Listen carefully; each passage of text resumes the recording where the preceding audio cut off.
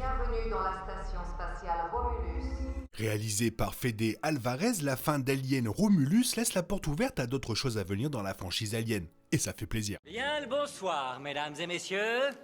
Nous sommes l'animation de la soirée. Le film se déroule entre Alien et Aliens de James Cameron. Il présente un nouveau groupe de personnages qui s'aventurent vers un vaisseau spatial abandonné dans le but de récupérer du carburant cryogénique pour se rendre dans le système Ivaga. Ce qui les attend, c'est le xénomorphe que Ripley a jeté hors du vaisseau dans le film original, qui avait été récupéré et qui avait pondu des œufs qui ont attaqué Rain, Andy et leurs amis. À la fin du film, Rain demande à Andy de protéger Kay et son enfant à naître. Mais Kay s'était déjà injecté la formule Prometheus, ce qui a conduit à une grossesse avancée et à la naissance d'un hybride xénomorphe humain qui l'a tué et a gravement blessé Andy. Désespérée de la sauver, elle et son frère synthétique, Rain, se bat avec la progéniture hybride avant de libérer la soute et de l'envoyer dans l'espace. Rain jure de réparer Andy et le met lui et elle-même en sommeil cryogénique, mettant le vaisseau sur une trajectoire vers le système Ivaga, sans savoir s'ils y parviendront ou non. Avant cela, Rain enregistre une entrée dans les journaux de bord du navire. L'hybride de la progéniture xénomorphe a été jeté hors de la soute du vaisseau par Rain, ce qui suggère qu'il est mort. Toutefois, la créature du premier film Alien a survécu à son envoi dans l'espace. Il est donc possible que sa progéniture vive également. Les xénomorphes sont des créatures tout simplement adaptables qui peuvent apparemment survivre à presque tout. Si la créature a réussi à vivre des années dans l'espace jusqu'à ce qu'elle soit récupérée par le vaisseau spatial, alors il va de soi que l'hybride peut faire de même. Il est également possible que la progéniture présente certaines mutations qui lui donnent la capacité non seulement de survivre, mais aussi de prospérer dans l'espace. Il ne serait pas surprenant que la créature réapparaisse dans une suite. Rook était l'officier scientifique synthétique du navire Renaissance, qui a été partiellement détruit lors du déchaînement initial des xénomorphes qui a tué l'équipage. Rook était catégorique sur sa directive principale et, avec une mise à jour du système d'Andy, il en a également convaincu le plus jeune synthétique. Cette première directive était de récupérer la formule appelée Prometheus 5 qui ferait progresser l'évolution humaine et rendrait l'humanité suffisamment forte pour survivre dans l'espace. Cela créerait également une immunité contre les maladies qui ont ravagé les populations de la colonie, comme les parents de Rain, décédés d'une maladie pulmonaire contractée dans les mines. La principale directive de Rook plaçait les objectifs de la société Weyland-Yutani au-dessus de la vie des humains à bord. En essayant de faire progresser l'évolution humaine, la première directive était d'écarter les personnes qui existaient déjà. En tant que telle, la directive principale ignorait l'humanité des personnages, ce qui plaçait Andy dans une position étrange étant donné que sa directive principale initiale était de garantir la sécurité et la protection de Rain. Et bien que les xénomorphes soient volatiles, Rook n'hésitait pas à sacrifier Rain et compagnie juste pour faire avancer une recherche expérimentale qui elle-même était dangereuse.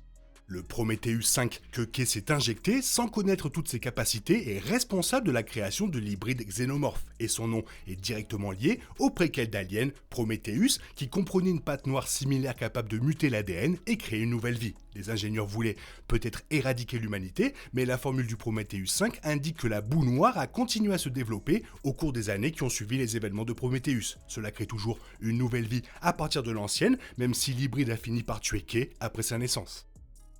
Bien que les xénomorphes soient considérés comme des espèces parfaites, la fin d'Alien Romulus postule que l'humanité a encore une chance de se battre. Ils ne sont peut-être pas capables de muter rapidement, ni assez forts pour vivre facilement dans l'espace, mais les humains sont toujours puissants à part entière. De plus, la fin du film souligne la force d'une dynamique humain-synthétique qui ne repose pas uniquement sur la directive première d'une entreprise. Romulus présente Rook comme voulant faire ce qu'il y a de mieux pour l'humanité, sans se rendre compte que Weyland-Yutani ne s'occupe pas vraiment d'eux non plus. Ils prennent soin d'eux-mêmes.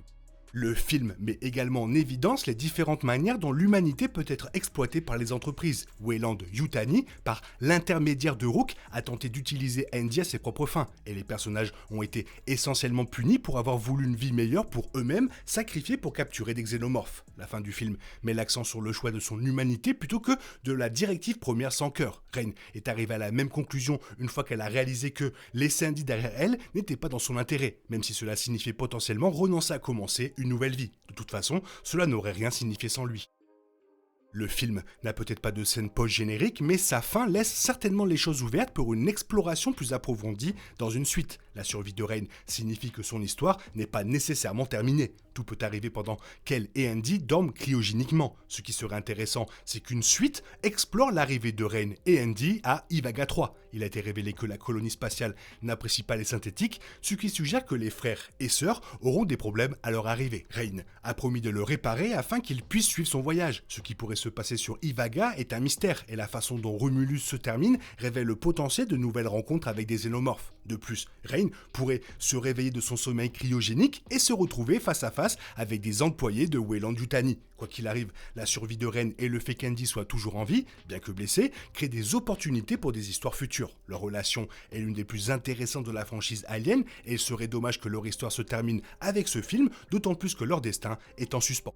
Malgré la destruction des stations spatiales Remus et Romulus, la boue noire a réussi à sortir intacte du vaisseau. En effet, Rain et Kay en récupèrent plusieurs échantillons à bord du Corbelan avant de s'échapper de la station spatiale. Bien que Kay utilise un échantillon sur elle-même, le film montre qu'il y avait plusieurs échantillons avec les deux personnages, ce qui signifie que la plupart d'entre eux devraient toujours être sur leur vaisseau. Toutefois, la boue noire ne retournera pas de sitôt sur une planète Weyland-Yutani. Au lieu de cela, elle se dirige vers Ivaga, une planète sur laquelle Weyland-Yutani est interdit. La société sait que la gueule noire est sur leur vaisseau car il parle à Rook avant sa mort. Cependant, il pourrait être difficile de la récupérer alors que le Corbelan est en route depuis 9 ans vers Ivaga.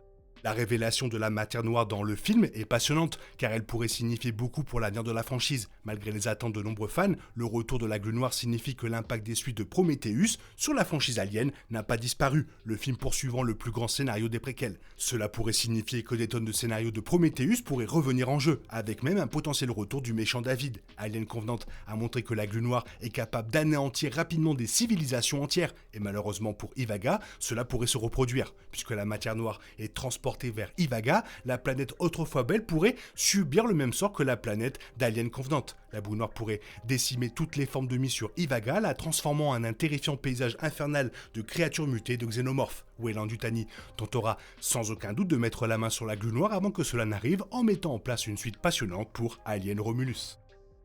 Rain et Andy avaient une relation intéressante. En tant que synthétique, Andy a été programmé pour s'occuper de Rain en l'absence de ses parents. Cependant, Rain traitait Andy comme un petit frère, elle a pris soin de lui comme il a pris soin d'elle. Il s'agissait d'une manière générale d'une relation très familiale, une relation que d'autres, dont Rook et Bjorn, ne comprenaient pas. En règle générale, les synthétiques, comme Rook, valorisaient les directives principales intégrées par Weyland-Yutani plutôt qu'une véritable connexion avec les humains. Même si les synthétiques n'étaient pas programmés pour tuer directement des humains, il existait un fossé entre eux et les humains qui créait une certaine tension.